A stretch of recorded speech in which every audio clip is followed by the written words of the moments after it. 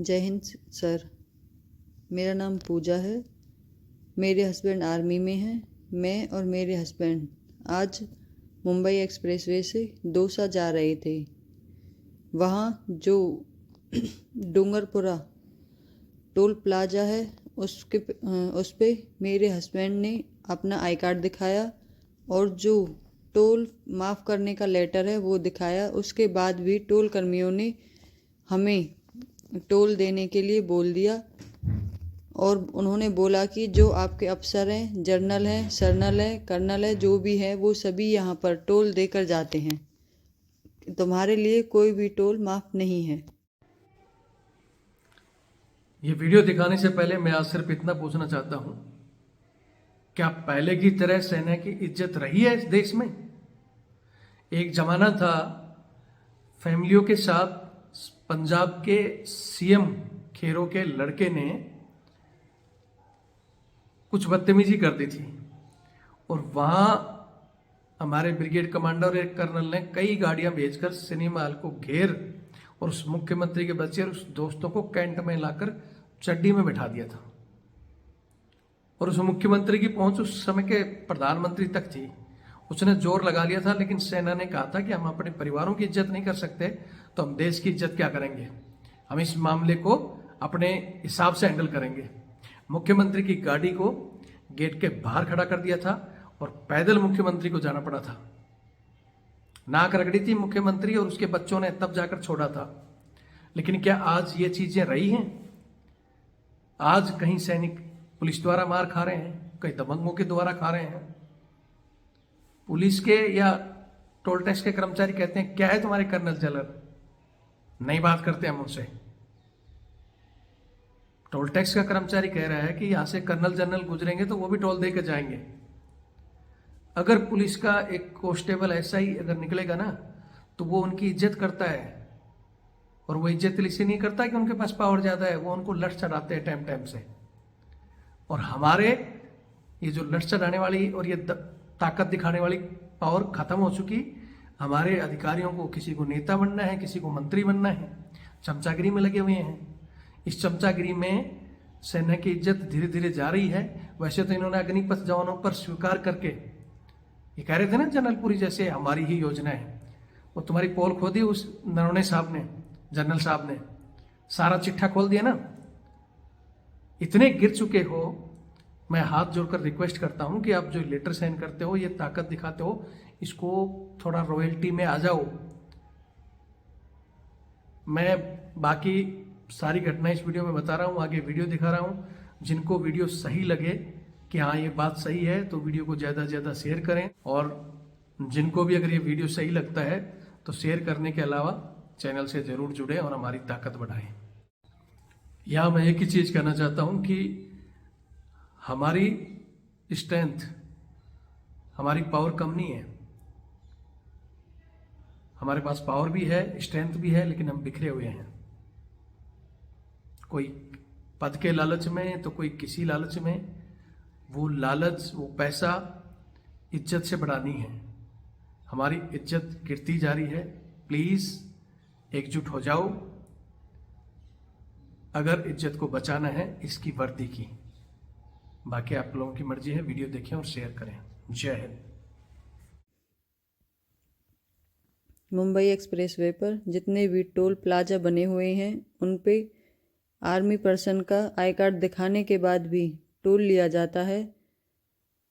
उनका जो टोल माफ़ है, माफ़ होने के बाद भी उनसे टोल लिया जा रहा है। उनके खिलाफ सख्त कार्रवाई की जाए। कौन सा लेटर चाहिए सर आपको? लेटर 2024 इस महीने का मूवमेंट ऑर्डर। पहली बात तो सर ये एक ऑफिशियल और वो होता है कॉन्फिडेंशियल। मूवमेंट ऑर्डर की जो भी होती है ना, हम आपको दिखा नहीं सकते, पहली बात तो। दूसरी बात, एक ये चीज होती है जो ये प्रोड्यूसिंग ऑन आई कार्ड, ठीक है, इसमें साफ साफ लेटर में लिखा हुआ है 25 अगस्त 2023 का लेटर मैं आपको दिखा रहा हूँ। नहीं सर, ये देखो 2023 का 25 अगस्त नहीं चलेगा सर। मैं लेटर एग्जाम्पशन का लेटर महीने का चाहिए सर। आप सुनोगे प्यार से पहले। 2023 का लेटर है सर, ये वो नहीं चलेगा। एग्जाम्पशन का वो नहीं चलेगा इसमें। अरे सुनो तो। जय हिंद, जय भारत, वंदे मातरम। मैं रविंद्र फौजी। अभी आपने ये जो छोटी सी क्लिप देखी है ये हमारे सेना के एक जवान जिनकी पत्नी है, इनका अभी 1 मिनट का वीडियो है, मैं आपको आगे दिखाता हूं। इन्होंने देश के प्रधानमंत्री, देश के रक्षा मंत्री जी से सवाल किया है और साथ में ही सेना के बड़े अधिकारी जो हमारे जनरल कर्नल लेवल के, हाई लेवल के फॉर्मेशन में बैठे हमारे आला अधिकारी, उनसे भी सवाल किया है इन्होंने भी और मैंने भी सवाल किया है। सबसे पहले आपको मैं एक लेटर दिखाता हूं। ये जो आप लेटर देख रहे हो, जो हमारी सेना की हाई फॉर्मेशन से साइन हुआ लेटर है कि जवानों का टोल टैक्स माफ है।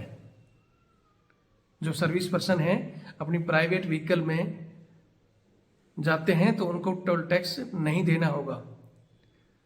लेकिन आपके इस लेटर की वैल्यू 0 है। कल जब ये जवान की फैमिली और जवान मुंबई दिल्ली हाईवे एक्सप्रेसवे से जब गुजर रहे थे तो वहां इनसे टोल लिया गया। वो कहते हैं कि हमें इस लेटर से कोई मतलब नहीं है। तो क्या सेना की वैल्यू इतनी गिर चुकी है कि हाईवे के लोग तक इज्जत नहीं कर रहे? मतलब पुलिस महकमे का तो बुरा हाल है ही। पुलिस तो जगह जगह हर स्टेट में फौजियों को ऐसे समझने लग गई कि जैसे बिल्कुल फौजियों को तो कभी भी मार दो, इनकी कोई वैल्यू नहीं है।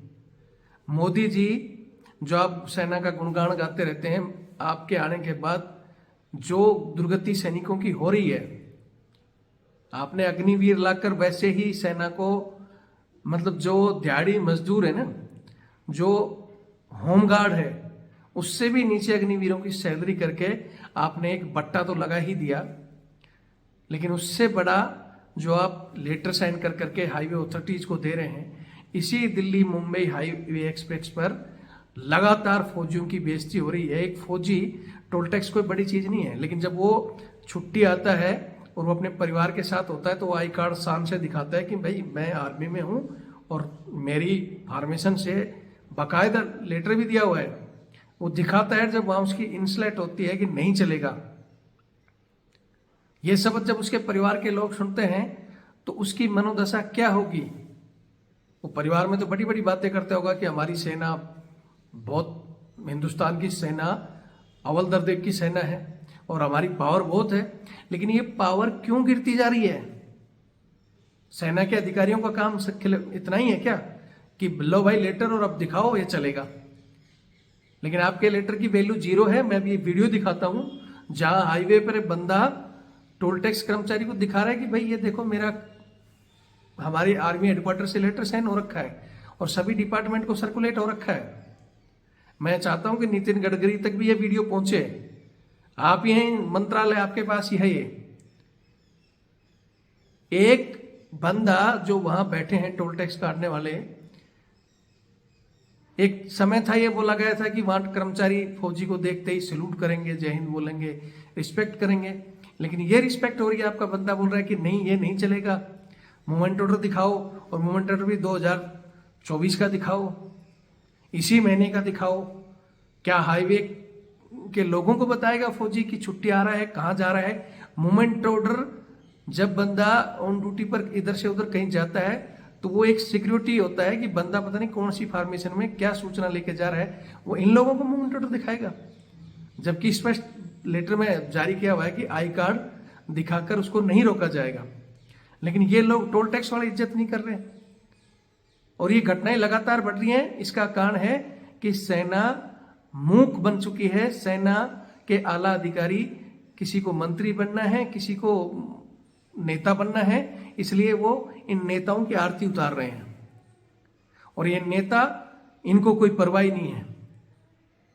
थाने में जाओ तो वो एक बैठा हुआ वहां हेड कांस्टेबल या एक एसआई भी बैठा होगा, थानेदार एसएचओ बैठा होगा, जिसकी पावर हमारे मेजर साहब से ऊपर भी नहीं है, लेकिन वो बोलेगा तेरे कर्नल कुर्नल को मैं नहीं जानता।